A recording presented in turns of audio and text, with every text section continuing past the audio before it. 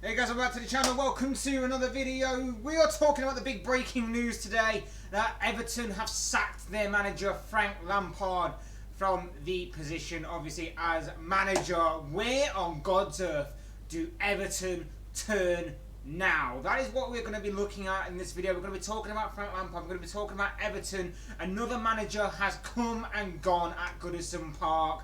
And honestly, this club, incredible the way that they've conducted their business over the past several years or so, and if it wasn't toxic before, it's going to get even more toxic now, I would imagine, if it hasn't already turned that way, because let's face it, it is getting worse and worse at Goodison Park with every passing day, it seems. We're going to be talking about Frank Lampard, Everton, and everything else in between. Before we go any further, I would like to remind you to please like the video and also subscribe if you're new. Both things are always and very greatly appreciated. But for now, let's talk about the big breaking news today. Frank Lampard sacked by Everton as manager of the club. Where do Everton turn to now? Let's face it, it was only a year ago we were talking about the appointment, well, just under a year ago I should say, we were talking about the appointment of Frank Lampard as Everton manager, faced with the very difficult task at that time of keeping Everton afloat in the Premier League, looking to keep their heads above water for yet another season. And let's face it, Lampard did succeed in that early task. The question therefore going forward was how long would he remain in the job? How sustainable would Frank Lampard be as the Everton manager? Like I said before, and as I alluded to, plenty of managers had come before him, better managers at that had come before him, more experienced managers at that had come before him. Many of them, all of them, had failed in their task to try and get Everton to either win a trophy or get them to be challenging for Champions League football or for any kind of European football. It just hasn't happened, and there's a lot of reasons for why that might have been. Players not being good enough, managers not being good enough, but the common factor in every single one of them has to be the board. The board, the ownership, the hierarchy, whatever you want to call it. That is the common thread in all of these stories. You look at managers that have gone before Frank Lampard: Rafa Benitez, Carlo Ancelotti, Roberto Martinez, whoever it was. A lot of managers have come and gone, and obviously the three names that I just rambled off there, Martinez has at least a little bit of credibility to his name, winning the FA Cup. Rafa Benitez obviously won the Champions League with their rivals Liverpool. Not very popular appointment by any means, but still a very good manager in his own way and in his own right, and obviously with his history. And obviously Carlo Ancelotti speaks for itself. If none of them could have succeeded, the question would have been whether or not Lampard could have tried to succeed, could have tried to build something. And obviously it hasn't happened. The question was whether or not he could build something, and I remember saying a year ago that there was a bit of potential there, but he had to be backed in the right way. He had to be given the confidence in the right way by the board and the hierarchy to go on and build something. And this was obviously a redemption story in itself for Lampard, who of course was previously sacked by Chelsea and obviously moved from Derby, and obviously had a lot of question marks about him coming into this job. But I said there was a lot of potential to be built upon with this club, with this manager. Give him time, give him the right backing to succeed, and maybe, just maybe in the long run, something could work out. Obviously on both accounts, he hasn't been backed. He's not exactly done the best of jobs, even though he was given limited resources at his disposal, shall we say. Both have kind of combusted and ended up where we are right now. That's all I can say on this, is that this was obviously the writing on the wall was going to happen. We knew for a while that his job security was very unstable at best.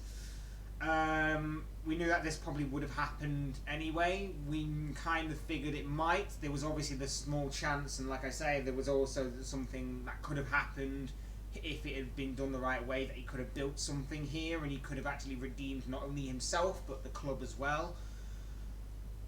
But once again, the common thread here is the ownership, the poor ownership. Don't get me wrong, a lot of money has been thrown around at Everton. We know a lot of money has been thrown around at Everton. A lot of money has also been brought in.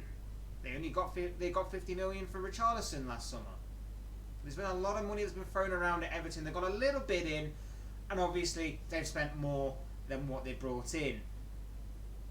But if you haven't got the right infrastructure in place, if you haven't got the right people in place at your football club, it is doomed to fail. And that is what Everton have done. The hierarchy and the ownership and everything haven't got the right people in place, which is why they keep throwing money out and hoping that it will stick and hoping that something will come about of it. But it hasn't. And it probably won't unless big change happens. Because like I say, they spent a lot of money, but it just hasn't worked. And again, this is going to be another case of that. They've got rid of Lampard. Who are they going to bring in now? Who are they going to bring in now that's going to change this? It's not going to change. The goal now seems to be just keep our heads above water in the Premier League, and we'll be okay with just surviving in the Premier League. That seems to be the only thing, because if none of their managers that I've talked about previously could do it, and now Lampard can't do it, because let's face it, he leaves Everton 19th place in the table, only 19th by the way via goal difference, because Southampton are the only team below them. 19th in the table. What was it? It was 15 points from the opening 20 games in the Premier League so far this season.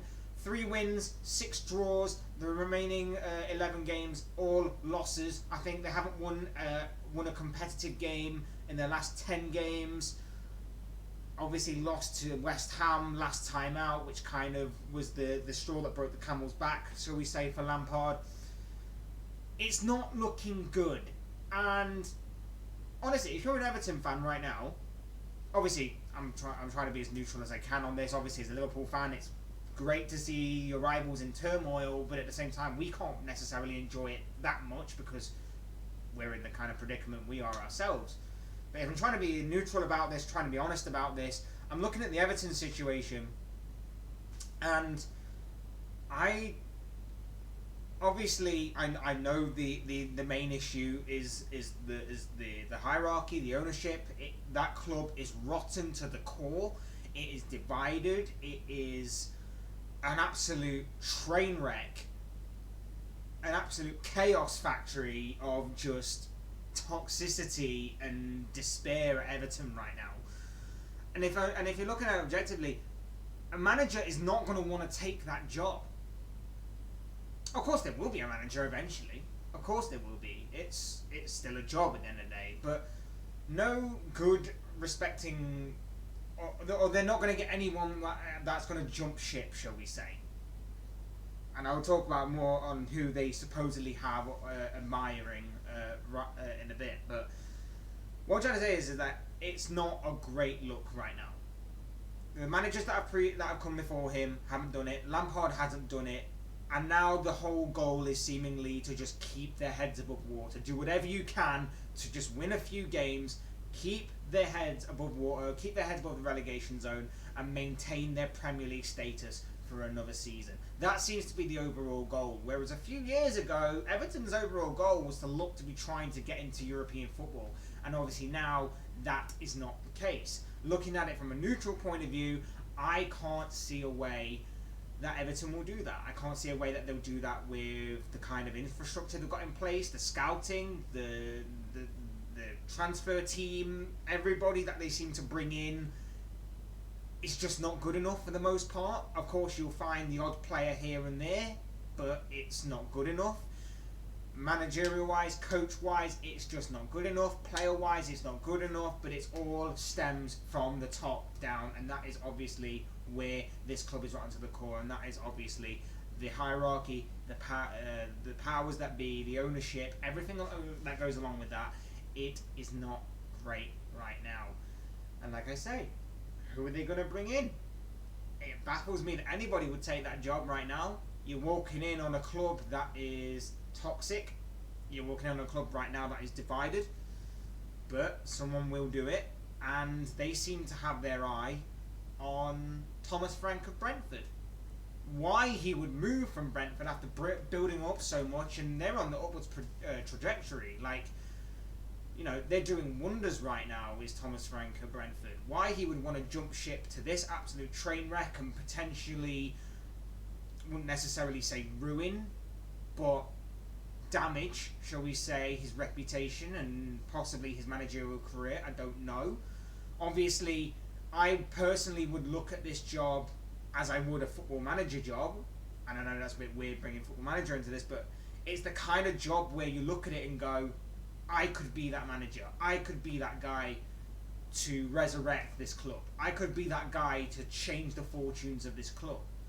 But obviously, real life and football manager, two slightly different things. So it potentially won't work out that way.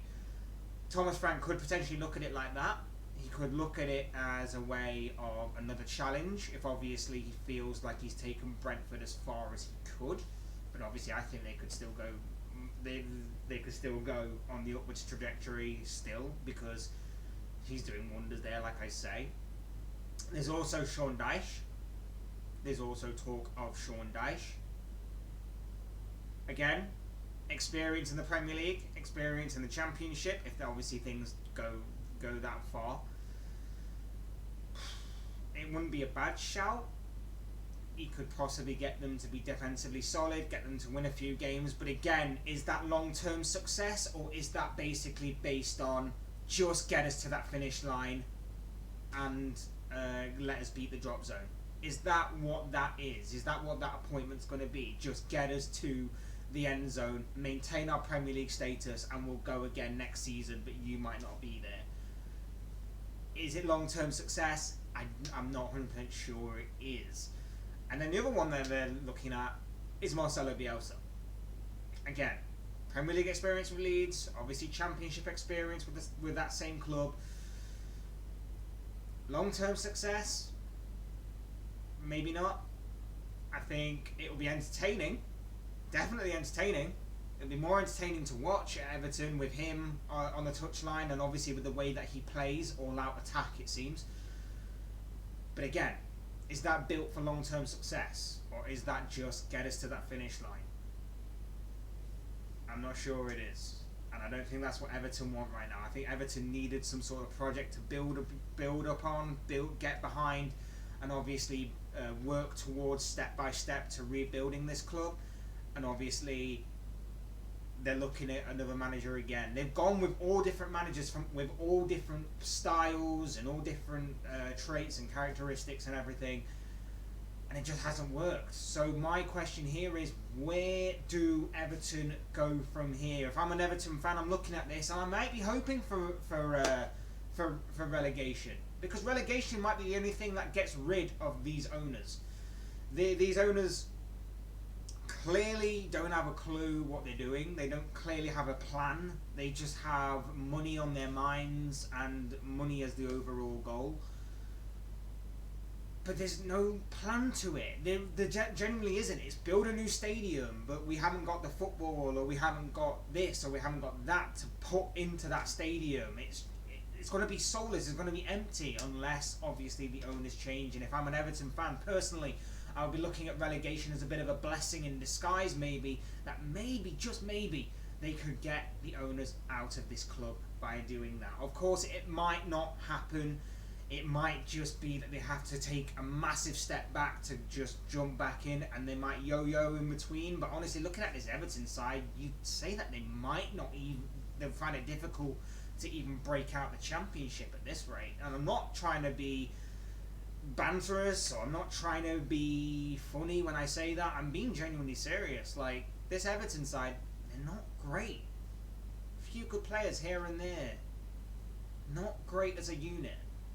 And it'll be interesting to see how obviously things pan out and how things go and unravel going forward with this club, and obviously with whoever the board decides to succeed Frank Lampard with.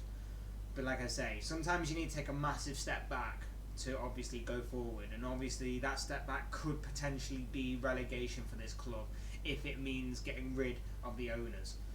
Like I say, from a rivals fan point of view, it's kind of funny. I can't celebrate too much because Liverpool aren't that great right now, but if I'm being neutral, if I'm being honest, like I say, it's not looking great for Everton right now.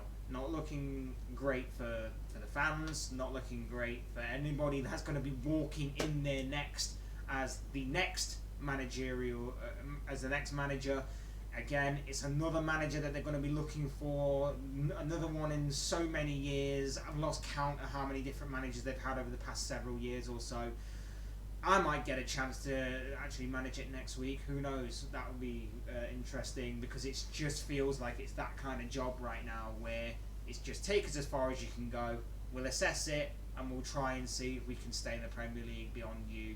If that happens, it's mad. And obviously, I'd love for Everton fans to get in touch and to let us know your thoughts and comments on this situation, because from what I can tell, although Frank Lampard's performances weren't, and obviously his record wasn't great, obviously you now know the bigger picture and you look beyond Lampard and you see it's all about the hierarchy and the powers that be at that club that are draining this club.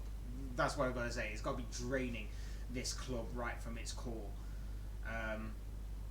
But yeah, I'm interested to know what you guys think. Like I say, those are the three managers that are being talked about. Obviously, like I said, I don't think either of them have a massive chance of succeeding unless they're backed properly, which, unless there's a massive change to either their structure or how they run things, or even if there is a change in power, it probably won't happen. And like I say, maybe relegation might speed things up in that respect, but it might not at the same time, and we'll have to just wait and see how it goes. But those are just my thoughts, comments, opinions, predictions, feelings, whatever you want to call it, on the Everton situation.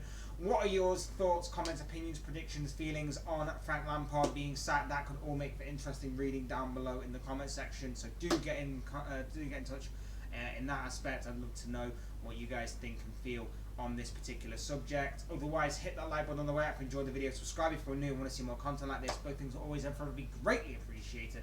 And as always, thank you all so much for watching and listening. I've been Fletch. This has been another Fletch Talks video, and I will see you all again soon in another video.